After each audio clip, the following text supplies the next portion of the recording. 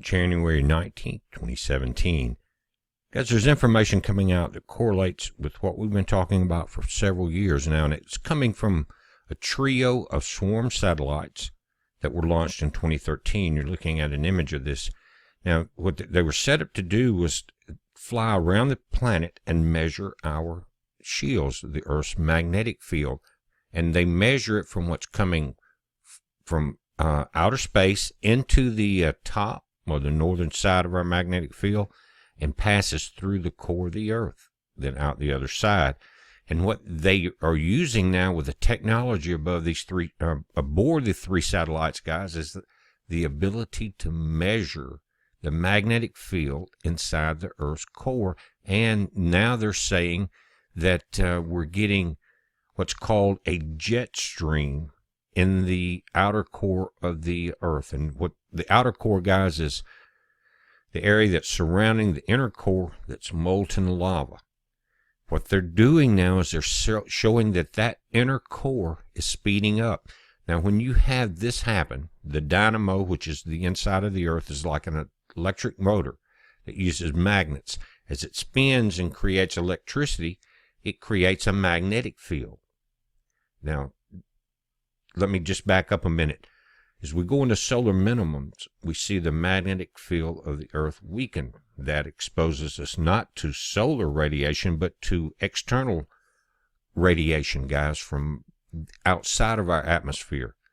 Now, what we're seeing in this new study that's coming in now, even though they were launched in 2013, just a month ago, we're getting the latest data, is showing that the core, the stream, or the jet stream is what they're calling it, of the inner core is speeding up.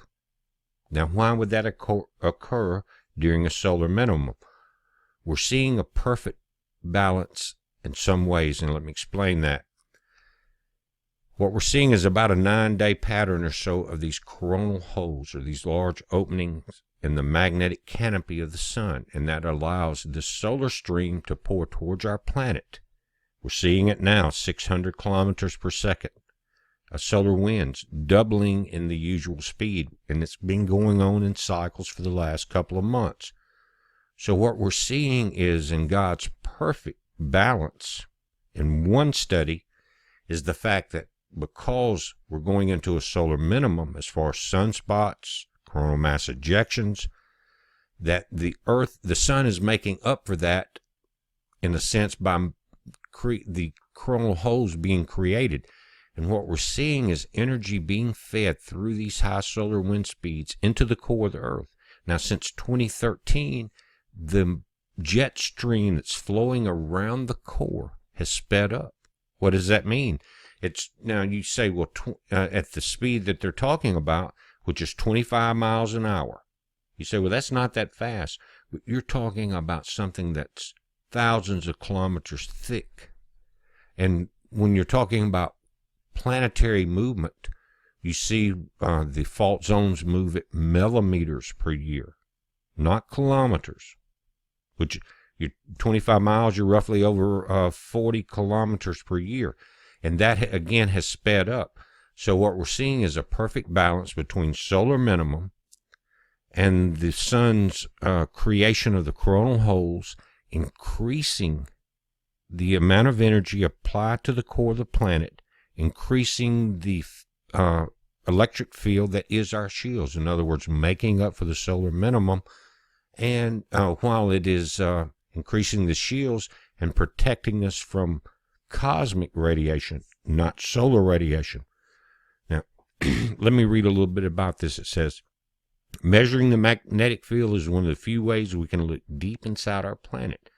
This is Chris Finley from the Technical University of Denmark. He says, we know more about the sun than Earth's core because the sun is not hidden from us by 300 kilometers of rock.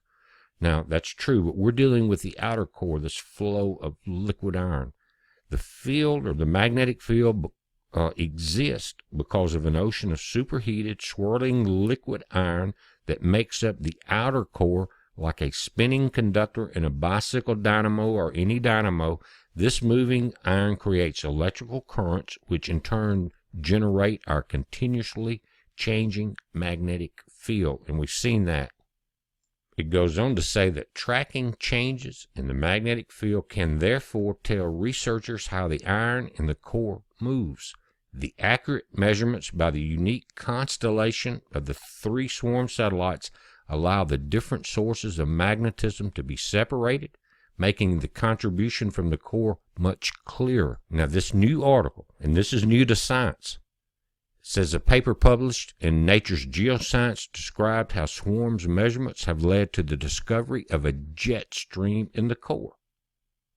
Phil Livermore from the University of Leeds in the UK and lead author of the paper says, thanks to the mission, we have gained new insights into the dynamics of Earth's core, and it's the first time this jet stream has been seen, and not only that, we also understand why it's there. We'll see. One features a pattern of flux patches in the northern hemisphere, mostly under Alaska and Siberia. Just had a big volcano going off in Alaska. These high-latitude flux patches are like bright spots in the magnetic field, and they can make it easy to see changes in the field. In other words, they see these spikes and these peaks. 3 satellites have revealed that these changes are actually a jet stream moving at more than 40 kilometers a year, 25 miles an hour, roughly 3 times faster than the typical outer core, and hundreds of thousands of times faster than the Earth's tectonic plate movement. We can explain it as an acceleration in a band of core fluid circling the pole like the jet stream in the atmosphere. And he says, what's causing this jet stream and why is it speeding up so quickly? The jet flows along a boundary between 2 different regions in the core. When material in the liquid core moves toward the boundary from both sides, as anything does when it speeds up, the converging liquid is squeezed out sideways, forming this jet. Now, there's another study and another analysis. Let's look at this because we are in changing times. We know this Earth will be shaken. But this group says observations of the change in Earth's magnetic field, called the secular variation, provide information about the motion of liquid metal within the core that is responsible for the magnetic field generation. That's what we've always talked about. Let me just straighten this out. It's not within the core, it's the outer core. High-resolution observations from the Eurospace Agency swarm satellite, again, they're using that data, show intense field change at high latitude, localized in a distinctive circular chain configuration centered on the north geographic pole. Again, Siberia, remember, and Alaska. A westward jet of 420 kilometers width is circulating the fluid within the core. It's aligned with the rotation axis and the tangent to the solid inner core. It's moving the same direction as the planet. We find the jet has increased in the magnitude again by a factor of 3 over the period from 2000 to 2016 and is now much stronger than typical large-scale flows inferred by the core. We suggest that the current accelerating phase may be part of a longer-term fluctuation of the jet, causing both eastward, listen, and westward movement of magnetic features over historical periods, and may contribute to recent changes in the torsal wave activity and the rotation direction of the inner core. Guys, do you understand what that means in layman's terms? It's a magnetic flip. They're talking about historical periods, and that's when they've seen it in the magma flows of when we had a magnetic change, a magnetic flip of the planet. And when you talk about recent changes in the torsal wave activity and the rotation direction of the inner core, guys, that's separating itself from the outer core of the crust. The Earth will be shaken. And that's what this study is showing. Now, as we get more information from this, guys, I will update it. It's very important because this new study that's just a month old is pointing exactly to the things we've been looking at. And it makes perfect sense, and we've got 2 different views, and I happen to agree with both of them in this case. Both that that it's speeding up, and even though they're not saying it, I'm saying it, it's because of these coronal holes that are giving this 700 kilometer plus solar wind stream. It's God's way of balancing out the solar minimum because of the galactic ray input or the cosmic ray input that we're going through this giant gas of helium, or giant gas cloud of helium, let me say that. And also that the earthquakes and the volcanoes are because of this change in the torsal wave activity. Google that.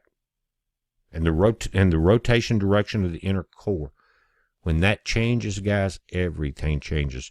That can even indicate something more than a magnetic field change or a magnetic flip.